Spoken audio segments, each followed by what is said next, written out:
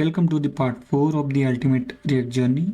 So in this lecture, we will set up our local environment for React coding. So basically we need these three tools.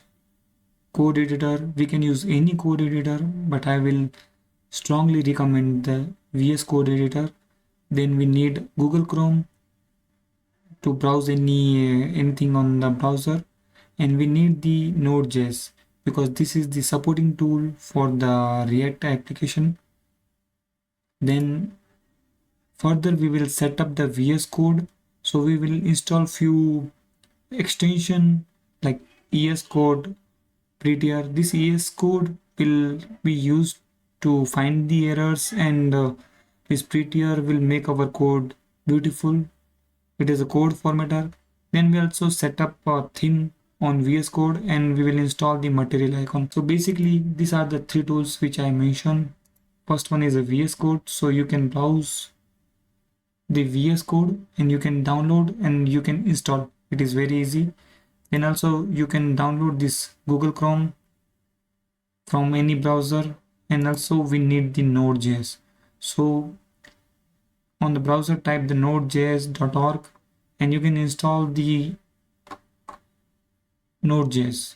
So I will strongly recommend that install the Node above 18, so that will be required for our application. So let's go to VS Code, and here this is the VS Code application. So here go to the extension and type the ESLint first,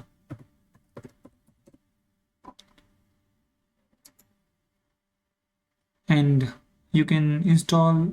Currently it is already installed, so you will get option to install this. This will help you to find the error while writing the code. Then we need the prettier. We need, this is a code formatter, so like make our write code beautiful, and like it will also help us to find the errors at the runtime, and it remove the spaces and extra line from the code. And so this is the two extension. Then you can install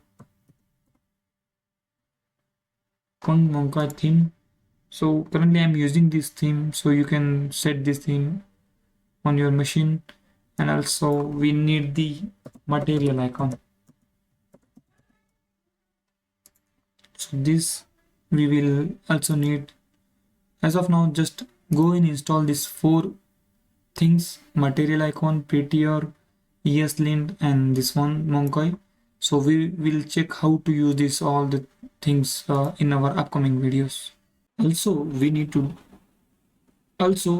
do some initial setting. So go to settings and first search for the autosave.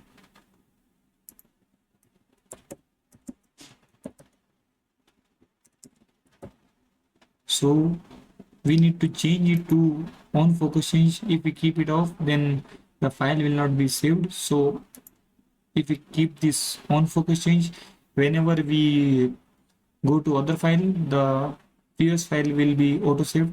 Then we need to search for default formatter.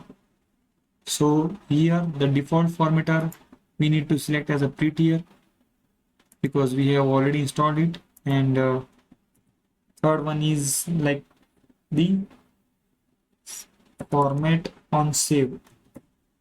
So in editor keep this enable, so whenever we change anything the format will be saved.